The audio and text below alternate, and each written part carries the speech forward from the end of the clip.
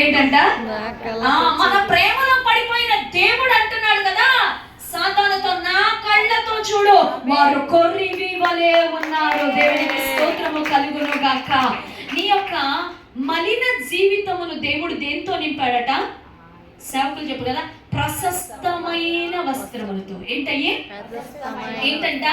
ప్రియమైన దేవుని పిల్లలారా బాగా వినండి. ప్రభువు నీ జీవితంలో ఉన్న పాప జీవితాన్ని పడతాయి. నీ కింద నుంచి చూస్తాను బాగా వినాలా. ప్రభువు చెప్తున్నాడు కదా, నీ జీవితంలో ఉన్న పాపము, నీ జీవితంలో ఉన్న లోపము, నీ జీవితంలో ఉన్న లోటు అక్కడ ప్రవచనాత్మకంగా క్రీస్తు వస్తాడని చెప్పాడు. ఆల్రెడీ మన జీవితంలో జరిగిపోయింది. యేసు వచ్చాడు, పాపము కడిగాడు, దోషము తీర్చాడు. ఎవరు అంగీకరిస్తారో వారిని శుద్ధులుగా చేశాడు. ఈరోజు రక్షణ అనే వస్త్రం నీ మీద ఉంది, స్తుతి అనే వస్త్రం నీ మీద ఉంది, ఆశీర్వాదపు యొక్క వెలుగు నీ మీద ఉంది. దేవుడు నిన్ను రక్షణతో, ఆశీర్వాదముతో, దేవుని కృపతో, తన మహిమతో అలంకరించేశాడు. ఏం చేశాడు? ఇప్పుడు ఎలా ఉన్నావు నువ్వు? అప్పుడు వాళ్ళకేమో ప్రవచనం, ఇప్పుడు మనకి అది నెరవేర్పు. హల్లెలూయా. అప్పుడు వాళ్ళకి జరగబోతుందని సంతోషించారు, ఆల్రెడీ పొందుకున్న మనము సంతోషిస్తున్నాము. దేవునికి స్తోత్రము కలుగును గాక. ఆ దినం అప్పుడు వచ్చిందని వాళ్ళు ఎదురు చూశారు. ఆ దినములో నువ్వు ఉన్నావు, అందుకు దేవునికి స్తోత్రము కలుగును గాక.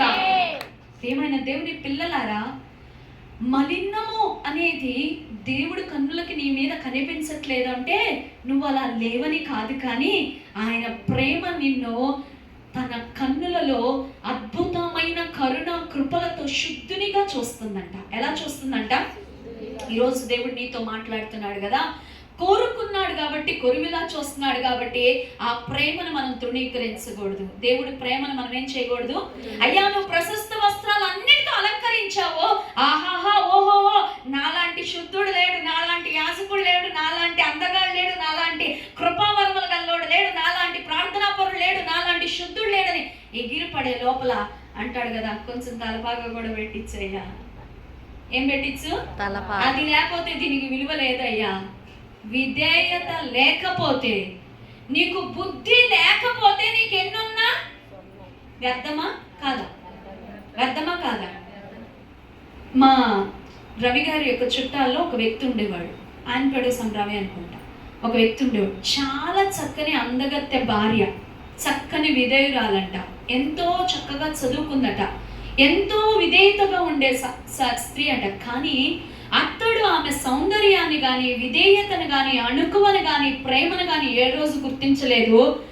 ముందు తలుపు తీయటం నిమిషం లేట్ అయితే ముందు తలుపు మీద కాలేసి కొడితే వెనక తలుపు ఎగిరి బయటపడేదంట.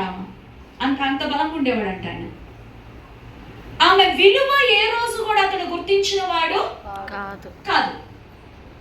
మన జీవితంలో ఇవ్వబడిన భార్య కావచ్చు, ఇవ్వబడిన భర్తే కావచ్చు, లేదా పరిచర్య కావచ్చు, దేవుని పనే కావచ్చు, రత్నాలు లాంటి బిడ్డలు కావచ్చు, పిల్లలారా ప్రేమ గల సహించే తల్లిదండ్రులు కావచ్చు, ఇది దేవుడు నీకు ఇచ్చిన కృప. ఏంటది? దేవుడు నీకు ఇచ్చిన కృప. దీన్ని నువ్వు నిర్లక్ష్యం చేసి, దీన్ని నువ్వు అహంకారంతో దాన్ని నువ్వు తృణీకరించుకుంటా పోతే నీ రక్షణ నిన్ను బట్టి వచ్చిందా? దేవుని కృపను బట్టి వచ్చిందా? ఈ రోజు నువ్వు పొందుకుంటున్న ప్రశాంతమైన కృపగల జీవితం ఎవరిని బట్టి వచ్చింది? యేసు ముండ్ల కిరీటాన్ని బట్టి కాదా నీకు వచ్చింది ఈ కిరీటము? హల్లెలూయా. యేసు పొందిన శ్రమలను, గాయాలను బట్టి కాదా ఈ రోజు నువ్వు పొందుతున్న స్వస్థత? ఆయన అంతా చేసి నీ కోసం, పిల్లలారా తల్లిదండ్రులు అంతా కష్టపడి వాళ్ళు సద్దన్నం తిని మీకు శ్రేష్టమైన పడుతున్నారంటే వాళ్ళని మీరు తృణీకరి, నీకేం తెలుసు ఈ మోకంలో మాకు తెలిసింది, మేము జాగ్రత్తను పట్టుండు. ఎప్పుడైతే దేవుడు మనకి ఇచ్చిన కృపను మనం తృణీకరించుకున్నామో మనలాంటి వారెవరు. అందుకని ఈ ఇచ్చిన అందమైన అలంకరణ, రక్షణ, ఆశీర్వాదము, సంతోషము, సౌభాగ్యము, ఆహారము నాకేముందండి, ఏం లేదండి, ఉండటానికి ఇల్లు లేదండి, తినడానికి తిండి లేదండి, ఒంట్లో ఆరోగ్యం లేదండి, పలకరించే వాళ్ళు లేరండి, అవసరం వస్తే సాయం అన్నీ ఉన్నారు అంటే నాకేముందండి. మళ్ళీ ఏడుపు మొగ్గొట్టు మొఖమే. ఏ మొఖమో? దేవుడు నీకు ఇచ్చిన దాని యందు బుద్ధి ఉండాలంట. ఏముండాలంట? 10 కేజీలు బియ్యం బస్తా తెచ్చి పడేశాడు కదా మొగుడని, అన్నం పారబోసాడు.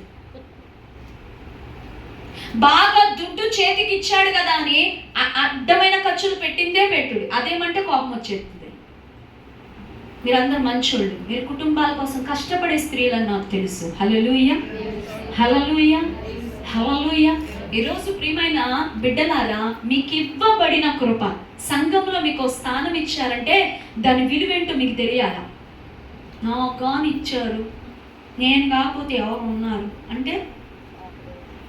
అందుకే దేవుడు ఆ యొక్క సెకర్యాడుతో తలపాగా పెట్టించయ్యా. ఏం పెట్టించు? విధేయత ఉంటే, పొందుకున్న దానిలో అంటే బుద్ధి ఉంటే గనక నీకు ఇవ్వబడిన దాని విలువను ఎరిగి దాని యందు ఆనందించి దాని ద్వారా ఉన్నతమైన వాటిని పొందుకుంటావు.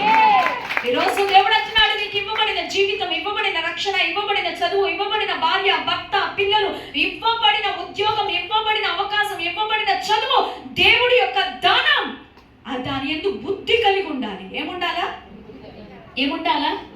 కష్టపడి ఉన్నతంగా చదివిస్తే అల్పమైన దానికోసం వెళ్ళిపోయి ఈరోజు ఉనికి కూడా లేకుండా పోయిన యవ్వనస్తులు చాలా మంది ఉన్నారు.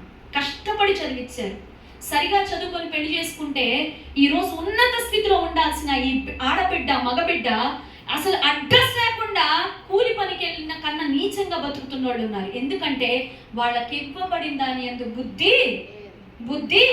ఈరోజు దేవుడు నీతో మాట్లాడుతున్నాడు. దేవుడు నీకు తన శ్రమను బట్టి, తను భారం మోసి, తను శాపాన్ని మోసి, తన కష్టాన్ని మోసి, తన సమస్తాన్ని మోసి ఏమిచ్చాడు? ప్రశస్త వస్త్రాన్ని ఇచ్చాడు. ప్రేమించాడు కాబట్టి ప్రశస్త వస్త్రం ఇచ్చాడు. దాన్ని చులకనగా చూడమాకు. నీ జీవితంలో దేవుడు ఇచ్చిన కృపను చులకనగా చూడమాకు. దాన్ని కనపరచు, దానికి విధేయత చూపించదు. భర్త, భార్య, బిడ్డలు, ఉద్యోగం, వ్యాపారం, ఆస్తి, అందము, ఆహారము ఏదైనా కావచ్చు, దాన్ని కనపరచు. హల్లెలూయా. ఎప్పుడైతే నీకు ఇవ్వబడిన దానికి నువ్వు విధేయత చూపించావో అది విస్తారమగునట్లుగా దేవుడు చేస్తాడు. హల్లెలూయా. ఎప్పుడైతే నీకు ఇవ్వబడిన దాని విలువ, బుద్ధి లేదో, నీకు ఏం లేదు, ఇవ్వబడిన దాని యందు ఏమి లేదు. కొంతమంది తమ కుటుంబాలను కాలదన్నుకునే వాళ్ళు, కొంతమంది బిడ్డల జీవితాన్ని కాలదన్నుకునే వాళ్ళు, కొంతమంది భార్యలు చక్కటి కుటుంబాన్ని కాలదన్నుకునే వాళ్ళు ఎంతో మంది ఉన్నారండి.